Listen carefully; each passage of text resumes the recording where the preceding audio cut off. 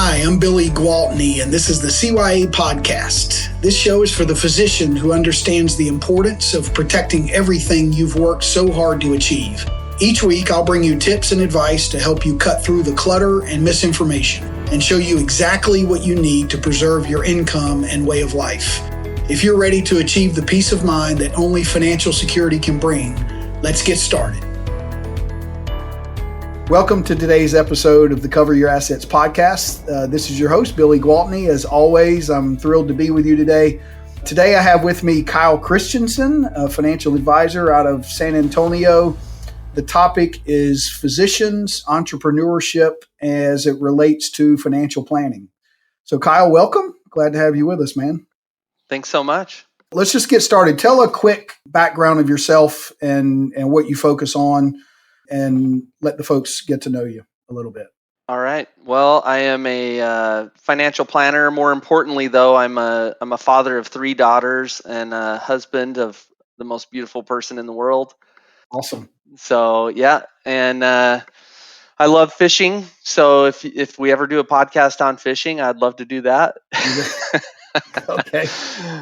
All right. But I've been doing financial planning for 23 years. I'm a certified financial planner, but I'm also what I call a principles-based financial planner. And I'm sure we'll kind of get into that today as we talk. But yeah, so your book, you can talk about your book, just principles-based planning, which have read a good part of that. It's got some good info in it. So I guess I know we'll be covering some of that today.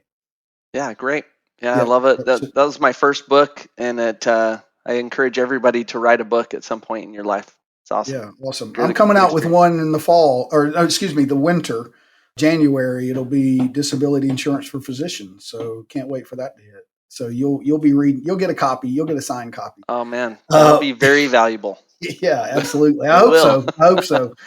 So I wanted first kind of a big picture question. You work with a lot of entrepreneurs. You do work with some surgeons, some physicians included in that. And the topic we've been covering lately and that I'm passionate about is the concept of entrepreneurs and entrepreneurship and that mindset, and how I clearly see how it's related to physicians, even if they're employed, by a large health system, even if they don't see themselves as being an entrepreneur. Can you speak into that a little bit about what that means and what that mindset is like? Yeah, I mean, I think what we're seeing, or what we have been seeing in our culture, is kind of a going away from entrepreneurship and a going towards working for people or working for the government, or that sort of mentality. And I think ultimately it's not good, because not that it's not good to work for somebody else, but it's the mentality, like you're talking about, of not taking ownership. I think that's one of the biggest challenges for every business owner, actually, as they hire employees and bring them in. How do you get your employees vested, right? How are they connected to the end result? And that's a pretty difficult challenge. But the finding success in that is ultimately finding success in the business. Well, if you think about the people that are listening to this podcast, I work with physicians across the country, helping them with their disability coverage, and life insurance too is a topic that comes up, which we'll cover a little bit later. But what I've been really fascinated by is, number one, how incredibly intelligent and qualified and skilled they are in their particular area, and how they set up shop, again, whether it's a plastic surgeon or dermatologist or dentist that's doing it where they're really hanging their own shingle, or whether they're a surgeon or pediatrician or oncologist working for a health system. When they show up at that particular place, they're pretty quickly, they get really busy, because there's a significant demand for the expertise they have. Okay. And they are the ones that bring that expertise. And so they do this, they get paid really well for it, as it should be, because they're the ones with the expertise that the patients are sitting in the waiting room to see. Okay. Everything else that's set up in that practice or in that office is geared towards that patient getting the expertise of that physician. Okay. And if you remove medicine and make that about insurance, or make that about widgets or cars or computers or whatever it is, in no other situation would the person bringing that expertise have so little control over their own schedule, their own decisions, their own way of life, as it is in medicine. And that's what I'm fascinated by, is that we're not just talking about someone that just shows up and punches a clock and is a part of assembly line. We're talking about someone who the market is drawn to, and in any other setting they would call the shots for how that's going to occur, the timing of it, the level of it, and they would be making the decisions. But I get the sense that a lot of my clients don't necessarily make decisions, and there are other people that call those shots who are not interested in them understanding that they might ought to think about making their own decisions, right? And so I don't know how that, the people listening to this, I've talked to clients about this topic, and it's fascinating to me to hear their feedback. I would just be, how do you, when you're working with a successful physician or someone executive or whatever, how do you talk to them about having an entrepreneur mindset, even if they know that in the immediate future they're not going to be able to break away and go do their own thing, but just because of the way the system is set up? Does that make sense? Yeah, absolutely. I mean, I think the one assumption, we hear it's not good to make assumptions. Mm. That's true. That's true. But the one assumption that I think is safe to make when it comes to finances and dealing with people in that area of their life is that they want freedom. I Mm. think they want freedom. They want freedom to do, they want freedom to be, they want freedom from. And, I think when you're an employee, when you work for somebody else, there's a temptation to just rely on your employer for everything, right? The employer is Right. going to bring me my clients. The employer is going to provide me all my benefits, and there's some scary reality related to that. I think in that, if you rely, and I think about disability insurance as that's up your alley. Right. I think a lot of people assume all disability insurance is equal, and then so they get hired on somewhere and they check the box, right? They say, "Yep, I've got disability insurance, so I'm good." And if you've listened to any of Billy's other podcasts, you're going to know that that's not right. Right. That's true. The devil's in the details, and there's important things. And if you really want particular outcome, if you really want freedom, you've got to take ownership. You can't just Mm-hmm. assume that these things are going to be the right thing for you, or even that you would want what it is that they're offering. There's a great book called The Oz Principle, and it's an older book. I read it early on in my career, but it talks all about accountability, right? Mm. Individual accountability and organizational accountability. So that's what the purpose of the book is. But in it, there's a great quote. It says, "Remember, only when you assume full accountability for your thoughts, feelings, actions, and results can you direct your own destiny. Otherwise, someone or something else will." And I Mm. think that's important. I think that's goes back to the assumption, right? My assumption with all the clients I work with, all the people I talk with, is that they want to be free.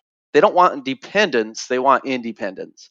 Yeah, that And word freedom that's a right, serious word. Yeah, that kind of nails it for yeah, sure. yeah. So to me, that's what that's all about.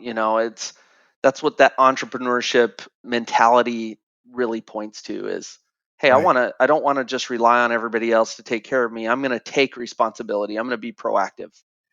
So how would that practically work its way into someone's financial planning, someone's financial affairs, and again, whether they're truly in business for themselves or if they are a W-2 employee, who should see themselves as Dr. Martin Incorporated? How does Yeah. that play a role in the advisory?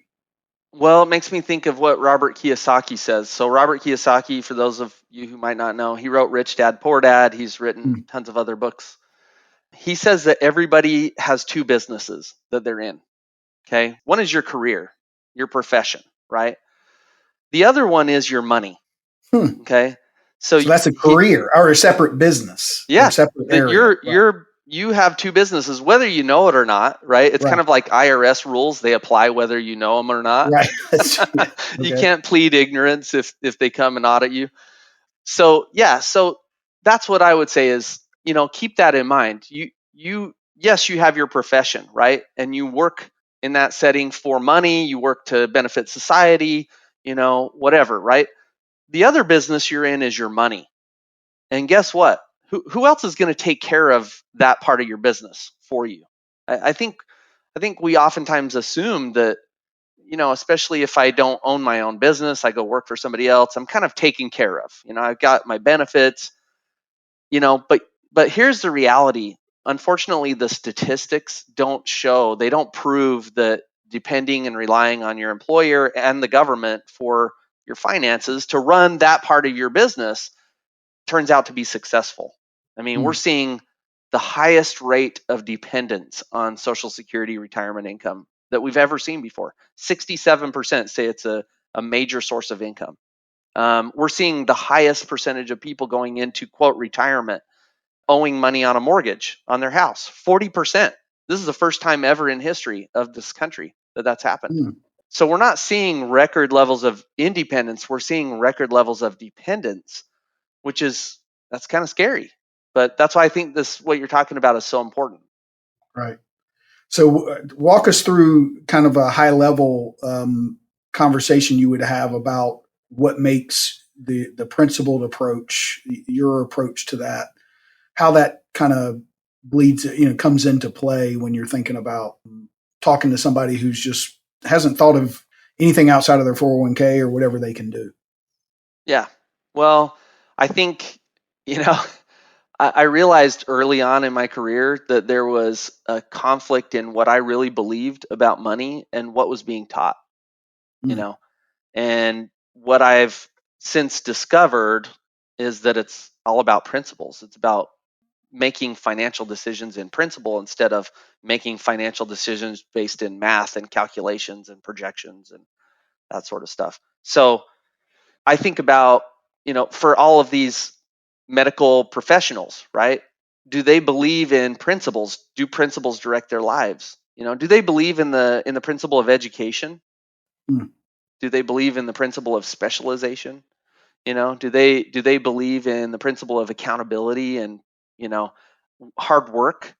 So we have principles in our lives that we apply every day. I just looked this up this morning because I'm writing an article. Human beings make on average 35,000 decisions a day. Mm. 35,000. And you think, how do you Wow. make 35,000 decisions in a day, in 24 hours, and you're not even awake for a part of that? Right. Right. And the reality is some of them are just instinct, right? We just do things based on instinct, right? Another one is habits. We have habits that we've created, good or bad, right? Hmm. Another one is principles. We have principles in our minds that have been ingrained. If you're a professional in the medical field, you have principles that were ingrained in you throughout your medical training, right? Right. That you follow, that makes when you go to do a surgery easier, right? You Mm. you kind of know what to do because you have these principles ingrained. What about money? Where do people find these principles about money, Billy? Where did they learn them? Oh, don't put me on the spot. I would say our family, or maybe even the news rack standing in the grocery store line, or I mean, whatever we see on the news, or a friend, or Yeah. what. I mean, I could. It comes from all kinds of places. I would think. Yeah. Hopefully, a mentor. Hopefully, somebody that knows what they're doing. Yeah. And I would say that for the most part, financial education is missing in our Right. education.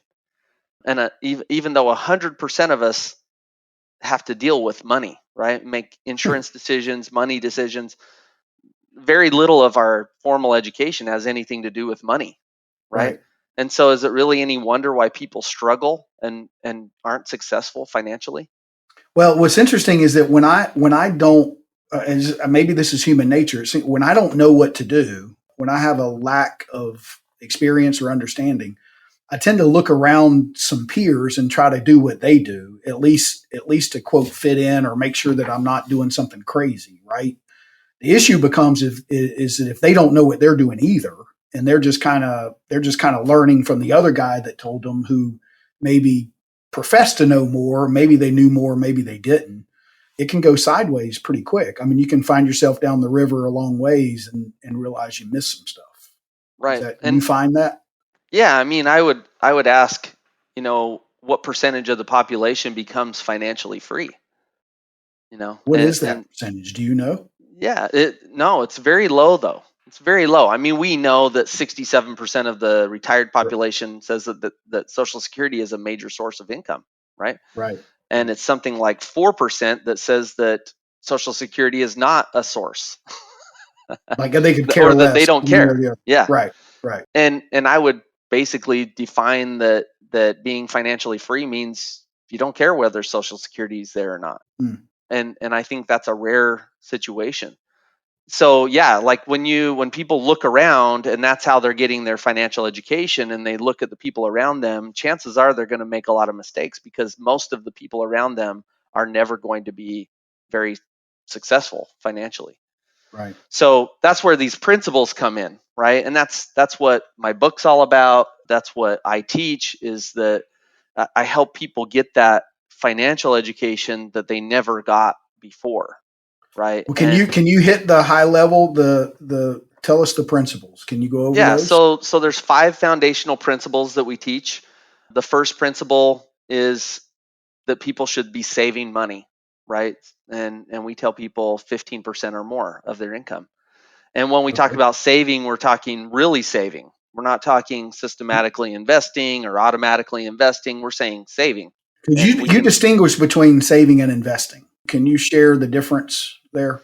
yeah, absolutely. I mean, I think if I were to ask anybody, is there a difference between saving and investing? They'd say yes. And I always dig a little deeper and say, well, what is that difference? And they'll tell me, okay, well, saving is something everybody should do, right? Hmm. And it should be automatic, and it should be something you do every time you get paid, and it should be first, right? You pay yourself first. If you have a church or a charity that you donate to, that should be first, right? And then you should be right there after that. Profit First by Michael Michalowicz is a great book on that subject. Right. But pay yourself first. If you pay yourself last, there won't be anything left, right? If everybody else is the priority and everything else is the priority, you're going to fail in that area of your financial world. Okay. So yeah, investing is something that not everyone should do. The reason I'm saying that is because 39% of the United States has less than $1,000 for unexpected expenses. They can't pay for it. So we're Hmm. talking about a huge portion of the population who can't even afford $1,000 unexpected expense. Should they be investing? No, they shouldn't be investing. They should be saving. The word save, I'm kind of a big proponent of definitions of words. The word save means to remove from danger or injury. Okay. So a lot of people think they're saving money somewhere, but they're actually putting it in danger. They're putting it in a speculation. They're hoping, right? They're putting it somewhere where they hope it's going to turn out to be something in the future. And by the way, that's not even the definition of investing. Right. Okay. So that's the big difference. That's one of the things that we really help people understand, is the difference between saving and investing. Principle 1 is to save Okay. 15% or more. All right. Two. Principle number 2 is maximum protection.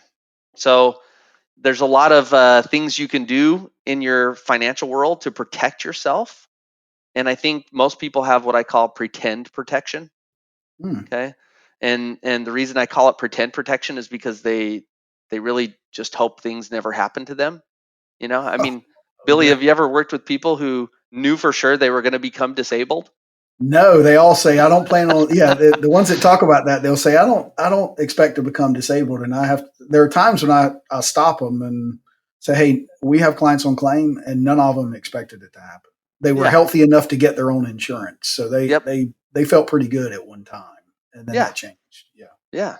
I mean, we're pretty optimistic, and I think that's good that Right. we live our lives optimistically. We Sure. think we're going to Yeah. live. We're not going to get sued. We're not going to become disabled. We're not going to die early.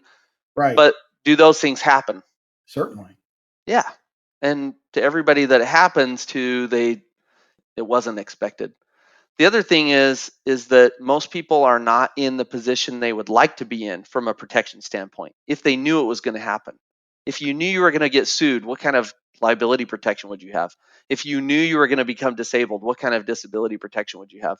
If you knew you were going to die and you had children, would you get your estate planning done today? Or would you keep delaying it? What if you were to die tomorrow and you could change your life insurance today? What kind of coverage would you get? And the problem with all insurances and all protection is at the time the event occurs, it's too late. Right. Right. And that's kind of the misconception is I hear Liberty Mutual, for example, their ads, they're like, only pay for what you need. What's the problem with that fundamentally is you don't know what you need. You don't know what you're going to need. Right. And ultimately, actually right now, unless you are being sued, unless you are disabled, unless you are dying right now, you don't need any of those coverages, right? So you have to get it before you need it. That's kind So I of, tell clients the time you can get the best coverage is when you think you need it the least. I mean, it's yep, when you feel the most bulletproof, the most it being unnecessary is when an insurance company will give you their best, and yep, they'll give you that's the answer that kept coming to me. If I knew something was going to happen, what would I get? It was just the best. I would have yep, the best. yep. If I knew it, And yeah, and do most people even know what the best is? I mean, right, that's where it goes back to that education that we never got, right, right, in our formal schooling. And so that's why it's so important to meet with Billy, for example, about disability insurance. That's why it's important to go to an attorney and talk about estate planning and what are your options, and why we use accountants for the IRS, right? The IRS rules apply to us, and if we want to win the game of money, we need to know how to not pay more taxes than we need to pay, right. right? Things like that. So that's principle number 2 is maximum protection. What is your maximum? You deserve the right to know what your maximum is and choose that if you want it, instead of just hoping that things don't happen to you throughout your life. Okay. Principle number 3 is about the ability to enjoy the wealth you create in your lifetime. We call it full replacement of assets upon death. So, if you want to be able to use your money, which I think is the intent that most people have, they want to be able to have that ability to enjoy and use their money, donate it to charities or whatever. Do you have a mechanism in place that guarantees the replacement of those assets to your surviving spouse or to your children if that's what you want, or to some other organization, a charity, for example?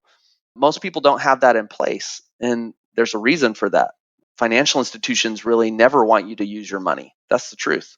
Hmm. And they Well, will explain design that. products. Yeah. Explain that. Yeah, so we teach clients something called the 4 rules of financial institutions, or the rules of financial institutions. First rule, and everybody knows these rules, by the way, innately. Okay. Okay. So if I ask a client, Billy, and I'll just role play with you, I guess. What do financial institutions want us to do with our money? Keep it there Yeah, with them, right? with them. And Right. Yeah. Yeah. and how often do they want us to put it there with them? All the time. Every time we get paid, right? Yeah. Yeah. All the time. And then how Okay. long do they want us to leave it there? Indefinitely, Right. Well, why do they want us to leave it there indefinitely? so that they can use it. Yeah, because they make money. That's how they make money, is through the multiple uses, by the way, of that money over a period of time. So they really ultimately want us to leave our money there. And then how much do they want to give back to us? If they have to give something back to us, what do they want to give back?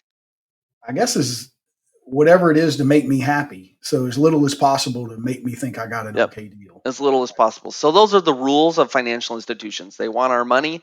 They want to hold it as long as possible, give back as little as possible, right? That's what they follow. That's what their selfish intent is, right? And they make products and they promote products and strategies, right, to accomplish those objectives. So principle 3 is really to counter that, right? That idea of giving my money to a financial institution and never being able to use it. Most people, when they go into retirement, are afraid to use their money. One of the Hmm. reasons they're afraid to use their money, which by the way accomplishes the objectives of financial institutions, right, Yep. is to have the ability to replace, right? They need to have the ability to replace their assets if they were to use it. If they know in the back of their minds, hey, I have no way to replace the assets if I use them, aren't they going to be more afraid to use their assets? So you're saying that in retirement, it's this idea of if I take this money out of my IRA or out of my whatever it is and use it, then it's gone forever. I can't I don't have that back. Is Yep. that what you mean? Yeah. Yeah. Okay. And that's kind of a fear-driven mentality that a lot of people have when they go into retirement. They're actually purposely put in that position by the things that financial institutions promote to not want to use their money. Their desire is to actually make it last as long as possible. I'm afraid to use it because if I use it, I can't repeat all the Mm, the past 40 years that took me to build this up. interesting. Okay.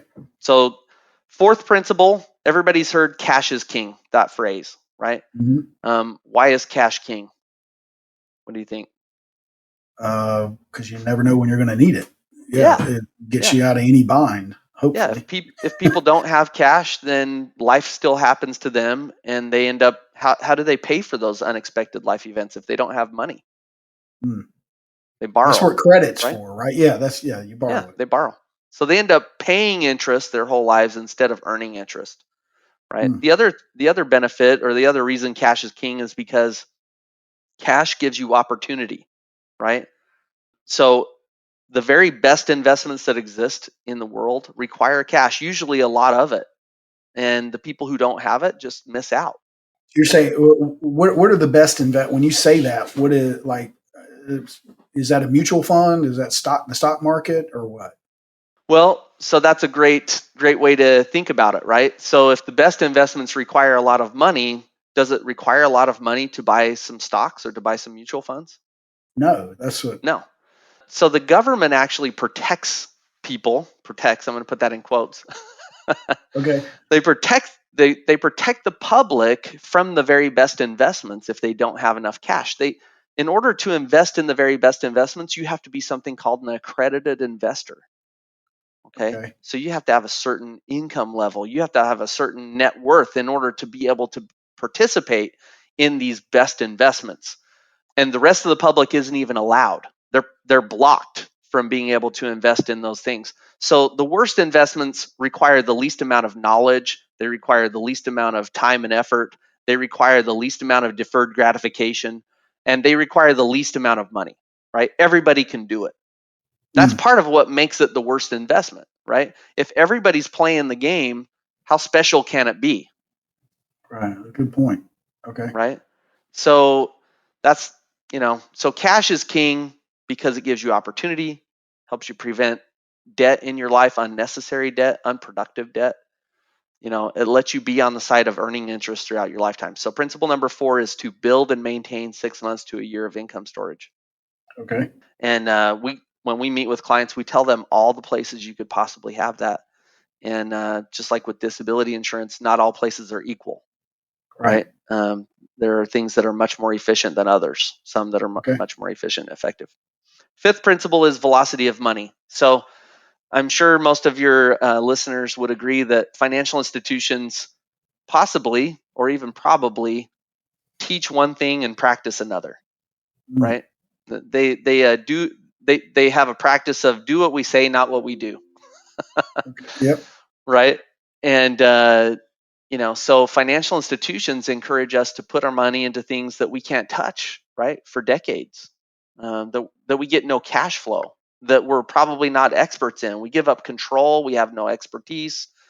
Would a financial institution ever do that? Would they put their money into something that provided no cash flow to them for decades I don't think on so. purpose? Would they put their money into something that they have no idea what they're doing?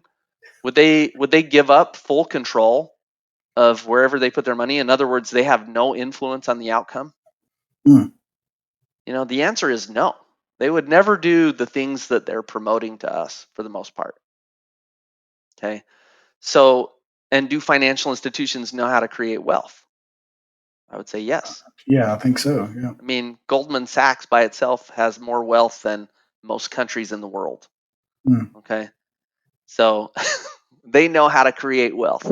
They actually make Warren Buffett look like he's not worth very much, Right. in a lot of cases. So what do financial institutions do to create their wealth? That's what the fifth principle is about. And what they do is called velocity of money. They get multiple uses of the money. They focus on cash flow, not accumulation.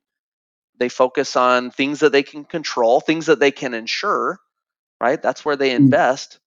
And they get the money back and they use it over and over again, right? And that's how wealth is created. So can individuals do that too? Yeah, individuals can do that. But if we do what financial institutions want us to do, who's going to have the control and use of the money? Them. Yeah, financial institutions are. Wow. So you cover this in your book, and then there are some. I guess that those principles kind of filter into every decision or recommendation that you make for a client, I would assume, right? Yeah, that's the purpose of those principles, is to give our clients a filter system, right? Like when they're faced with these thousands of choices, right, financially throughout their lives, what's going to help them figure out what's right for them? What's actually going to work for them versus what's going to work for the financial institutions, right? And so that's what that does for them, is it gives them a way to weigh and measure and filter and make better choices. Hey guys, hope you enjoyed part 1 of this episode. It's just too good to limit to one show. Join us next week to hear the rest.